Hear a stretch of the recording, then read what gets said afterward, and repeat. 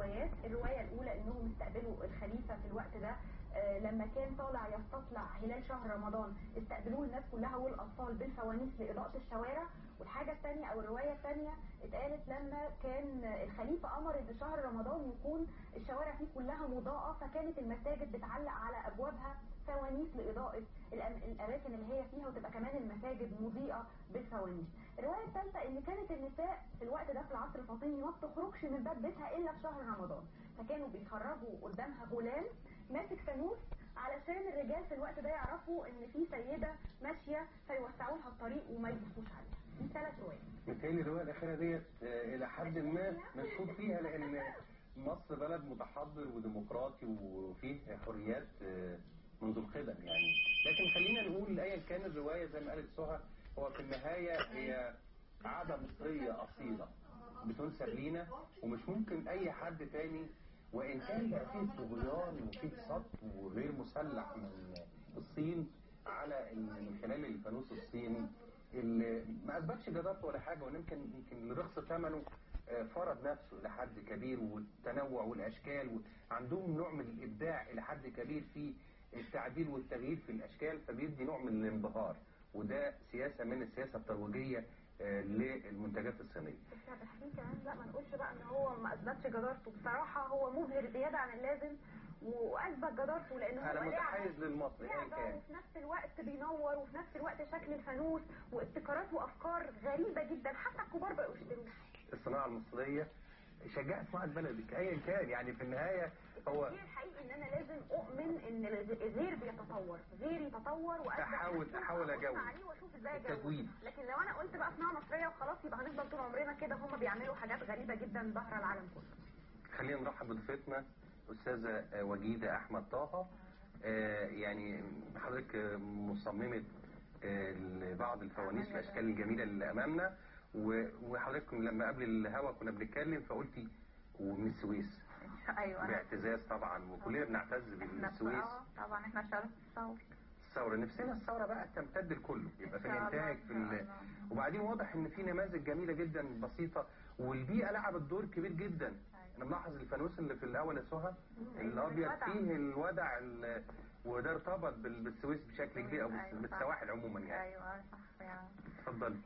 انا الان الحاجات شغل التملي بيبقى حاجات الرخيصه اللي هي ممكن تنفع، اللي بتبقى موجوده في البيت، وبيكون حاجات تبقى تطلع حلوه وكويسه وبتزوق البيت. ادوات حضرتك ايه؟ خلينا ندي فكره كده ببساطه الاول للمشاهد. هي بتبقى الخطر والمقص وبس، واي حاجه بقى قدامي افنن فيها بقى. مدام كده الاول الفانوس ده ممكن ينور؟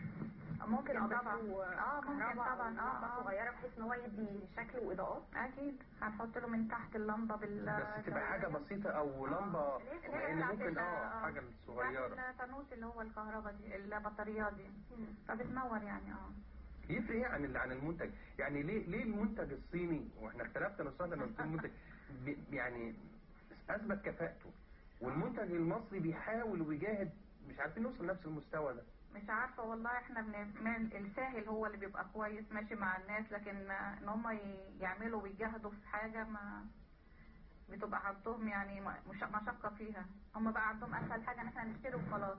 طب فكروا مثلا ان احنا ممكن نبتكر ايه، نعمل ايه. ما هقول لحضرتك حاجه، كل اشكال الفوانيس المعروضه قدامي دي احنا كنا ممكن نفكر فيها ونبتكرها، بس مش اللي هي بنلعب بيها، اللي هي بنزين بيها بيوت الشوارع والبلكونات. أيوة. يعني بتدي شكل جميل جدا. وعلى فكره الطفل لو حاول ان هو يتدرب ويعمل حاجات اشغال فنيه من دي، هم فعلا بيعملوا. انت لو تمشي في الشوارع بيعملوا اشكال والزينات المقصوصه بالجمال. بيعملوا اشكال غريبه وجميله وذكاء ومهاره الطفل بغض النظر هو صنع ايه، اذا كان كويس او مش كويس. فعلا.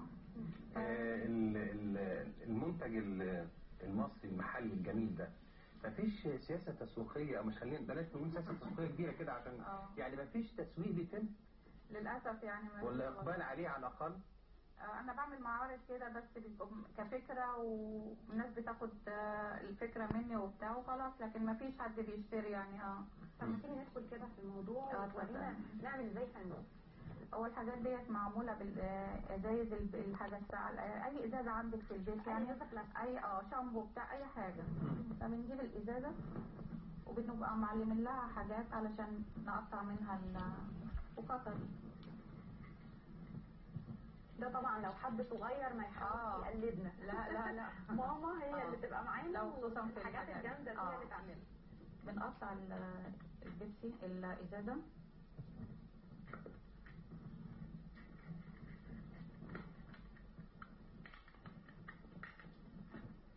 شغلة عادية جدا وأي بيت فيه موجود في كل البيوت. كان إزازة بلاستيك في البيت. وبعدين أنا هنا مستغلية الألوان، عاملة هنا اللون البرتقاني، في هنا الأبيض، في الأخضر. الألوان يعني مش هدهن ولا هعمل ألوان طبيعية أو ألوان موجودة أصلا. أيوة.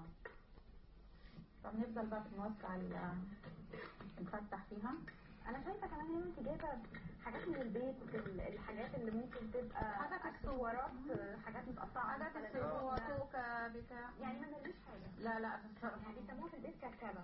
أيوة. خطر يسموها أيوة.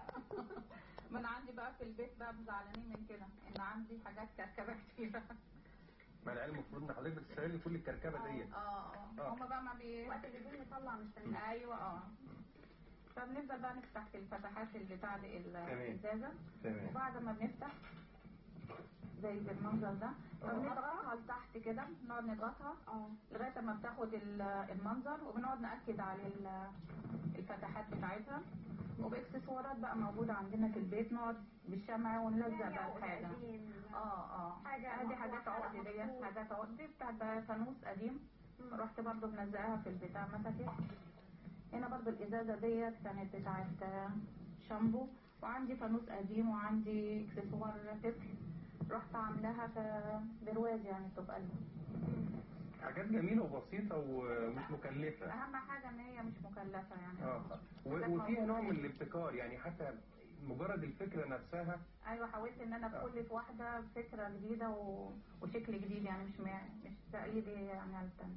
هو الحاجة الاختراع. هو لو في حد مش قادر انه يجيب لاولاده فانوس، ممكن يعمل قعدة كده جميلة ويقول لهم يلا احنا هنشتغل وهنعمل ورشة عمل. وعلى فكرة الاطفال بتحب جدا انها تلعب، يعني عارفة كان زمان ايام ما كانت الامهات بتعمل كحك العيد في البيت، كانوا يحبوا العجين ويحبوا يلعبوا. انا عندي ولاد اختي على طول يقعدوا معايا، خالته ورينا واحنا نعمل، وفعلا ابتدوا يطلعوا منهم حاجات، يعني الحمد لله دلوقتي. بتشوفي الفوانيس الصيني طبعا والالعاب، الحاجات الحديثه اللي موجوده فيها. أيوة. طب شايفه ان ايه الحاجات اللي ممكن نطورها في الشكل ده؟ طبعا احنا الشكل التقليدي الفانوس هو الشكل متعارف عليه. لكن شايفه ايه ممكن تضيفيه عشان يقترب من عقليه الاطفال دلوقتي؟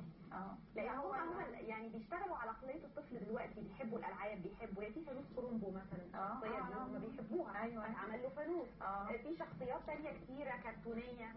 الحاجات دي احنا ممكن يعني نطلع للطفل ازاي ونحاول نقدم له بابسط بس احنا ما نقدم له الحاجه اللي هي الاساسيه بتاعتنا، بتاعت الفانوس المصري، احسن ما نساعده القديم، احسن ما نساعده بقى ان هو بس لا يعني تقصد ايه؟ من خلال برضه شخصياتنا المصريه. طب ما في بكار كان في فانوس ظهر بدارسين نفسهم، يعني برضه ده فيها نوع من صعبه ان انت برضه تقلدي بكارتي بحاجات زي كده يعني. لو استيكر مش لازم يكونوا هم برضه بيلعبوا بالملصقات والحاجات دي اكتر. ايوه.